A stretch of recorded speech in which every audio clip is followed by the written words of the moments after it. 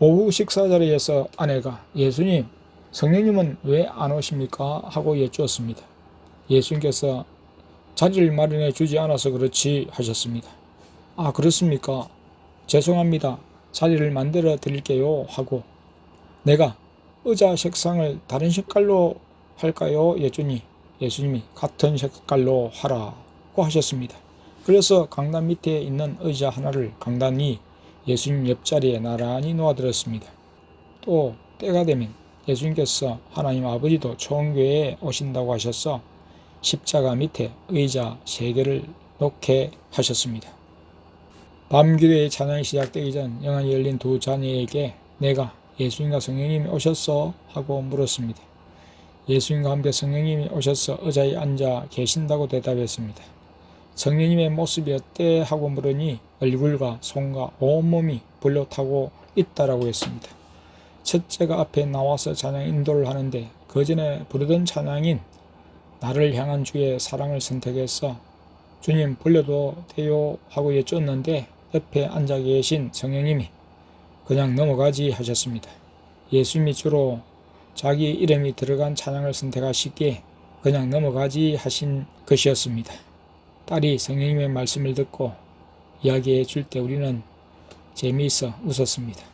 앉아 계신 성령님께 아내가 성령님, 정목사 궁둥이가 타도록 불 주세요 말씀드리니 성령님이 알았다고 대답하셨습니다. 예수님이 찬양을 정하시고 찬양을 인도하셨습니다. 나는 강대상에서 마이크를 잡고 예수님과 함께 불렀습니다. 첫 곡은 우리가 모르는 찬양이었습니다. 반주기에서 흘러나오는 반주를 듣고 나서 찬양을 하려고 했는데 예수님은 넘어가지 하시며 다른 것을 말씀하셨습니다. 예수님은 자신이 정하시고 자신이 부르셨습니다. 부르실 때는 아주 열정적인 모습으로 부르셨다고 했습니다. 천국 마이크를 잡고 무릎을 꿇고 허리를 뒤로 꺾으시면서 얼굴이 시뻘개지도록 부르셨다고 자녀들이 그 모습을 제내 보였습니다. 특히 자신의 이름이 나올 때는 더욱 그랬다고 말해 주었습니다. 찬양을 받아야 마땅한 분이시면서도 찬양을 부르며 우리에게 기쁨과 즐거움을 주시는 예수님이셨습니다. 옆에서 성령님은 아주 작은 소리로 찬양을 하셨다고 했습니다. 그 이유를 성령님께 물었습니다. 성령님이 내가 목소리를 크게 하면 어린이들은 타버리기 때문이야 라고 하셨습니다. 두 자녀들이 아직 어리기 때문에 작게 부르시는 거였습니다. 아내가 요아실에 들어가서 성령님의 목소리를 듣고 크게 불러주세요 하니까 그래도 단다 안 된다 고 하셨습니다. 앞서 딸이 예수님께도 왜 예수님의 소리가 안 들려요? 찬양을 하시는데 왜 소리를 들을 수가 없어요? 했습니다. 기도를 해야지 하시면서 내가 듣게 해주마 하셨습니다. 밤 찬양 시간에는 딸이 예수님의 찬양 목소리를 들을 수 있었습니다. 그러나 열창하시는 부분은 들을 수 없었습니다. 예수님께 예수님 왜 크게 부르실 때는 못 들어요? 여쭈었습니다. 예수님이 너희의 귀가 터져버리기 때문이지 라고 하셨습니다. 찬양을 할 때 성령님께서 바쁘게 움직이셨습니다. 나의 몸을 불덩이로 만들어 주셨습니다. 두 자녀가 보니까 내 몸 전체에 불이 활활 타올랐다고 했습니다. 찬양하며 내가 손을 이리저리 움직일 때 접근하던 마귀가 타서 제가 되어버렸다고 했습니다. 그리고 성령님이 앉아있던 가족들에게도 불과 전기를 주셨습니다. 예수님이 찬양을 하실 때 열정적으로 하셔서 땀을 많이 흘리시며 덥다는 표정을 하셔서 선풍기를 틀어드렸습니다. 그리고 딸을 시켜 강단 위에 놓인 신방용 탁자를 예수님과 성령님이 앉으신 앞으로 옮겼습니다. 탁자에 쓰인 글을 보시고 땡땡이가 글을 잘 썼네 하셨습니다. 그리고 딸이 드린 냉수를 두 분이 마셨습니다. 예수님과 성령님 두 분 다 뜨겁든지 차든지 둘 중 하나를 원하셨습니다. 물의 경우 미진한 것을 드시지 않으셨습니다.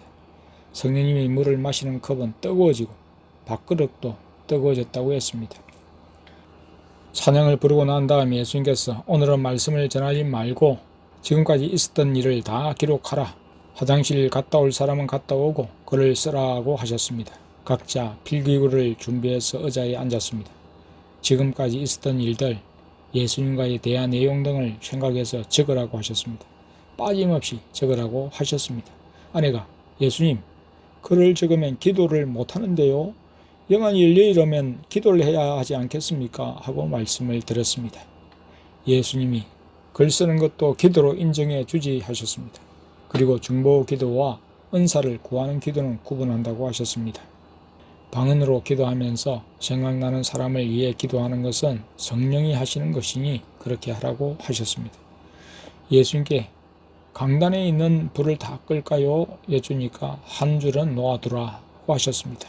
밤기도 시간에도 완전히 불을 끄지 말고 강단 앞 스탠드 등은 켜두라고 하셨습니다. 우리는 글을 쓸 때 잘 생각나지 않는 것이나 모르는 것은 예수님께 여쭈면서 적었습니다. 그때마다 예수님이 가르쳐 주셨습니다. 우리가 글을 쓸 때 예수님과 성령님은 서로 장난을 하며 놀이를 하셨다고 했습니다. 어린 두 자녀가 놀던 놀이들을 하셨습니다. 수박을 드릴까요? 아내가 여쭈니 응 하셔서 두 분 앞에 수박을 놓아 드렸습니다. 의자에 앉으신 채로 번데기 놀이를 100가지 하시고 수박을 드셨습니다. 다음에는 경홍이 놀이를 하시는데 아래 강단에 펴놓은 카펫 위에서 성령님은 경기가 되시고 예수님은 성령님의 두 다리를 잡고 밀고 노셨다고 했습니다. 오늘 하루 종일 저희와 함께 계셨는데 다른 교회는 어떻게 합니까? 아내가 물었습니다. 얘가 예수님과 성령님은 여기 계셔도 다른 곳에 계시고 또 지금 노시면서도 여러 가지 일을 하고 계시죠? 하니까 그렇다고 하셨습니다. 11시가 넘어서 마산의 땡 집사님이 장로 투표에 당선되었는지 궁금해서 전화해도 될까요? 여쭈었습니다. 그때 아내가 하나님이 아시잖아요 하니까 하나님 아버지가 나는 알지 하시면서도 가르쳐 주지 않으셨습니다. 예수님 말씀으로는 가르쳐 주시지 않고 전화로 확인해 보라고 하셔서 전화를 했습니다. 장로의 피택이 되었음을 확인했습니다. 어제 결혼식을 끝내고 땡 집사님을 태워드리면서 칼국수를 먹을 때 예수님이 딸의 입을 통해서 서너 명이 될 것이라고 하셨는데 투표해서 4명이 당선이 되었다고 했습니다. 땡 집사님의 배는 어떻게 되었습니까? 물으니 밤새 잠을 자지 못했다고 했습니다. 예수님이 땡 집사님은 점점 나아질 것이라고 하셨습니다. 글을 쓰기 전 딸이 아빠도 내려와서 글을 쓰세요 해서 내려오다가 부주의로 발 뒤꿈치를 강단턱에 부딪혔습니다. 상당히 아팠지만 내색을 안고 화장실을 갔다 왔습니다. 예수님과 성령님이 계시는 자리라 무엇이든지 조심스러웠습니다. 감추고 있다가 아팠어. 예수님, 제가 부주의해서 발을 부딪혀 아픈데 어떻게 할까요? 하니까 둘째가 치료 은사를 가지고 있으니 둘째가 기도해 주어라 하셨습니다. 둘째가 내 발에 손을 얹고 기도해 줬는데 예형은 상처난 모습 그대로였지만 통증이 순간 사라졌습니다. 전에 아픈 것을 느끼지 못하게 되었습니다.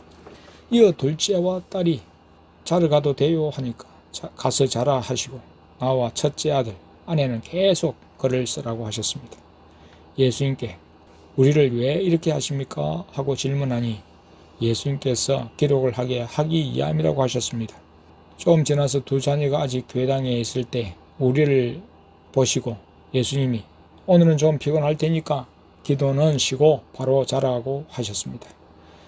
내가 근래 하던 대로 저는 강단에서 잘까요? 하니까 오늘은 사택에 가서 함께 자라고 지시하셔서 순종했습니다. 그 12시에 가족들이 잠자리에 들었습니다. 예수님께서 7시 50분에 와서 깨워주신다고 하시고 하나님 아버지가 우리를 지켜주신다고 하셨습니다. 예수님과 성령님은 천국으로 올라가신다고 하셨습니다. 나는 밤새 잠을 이루지 못했습니다.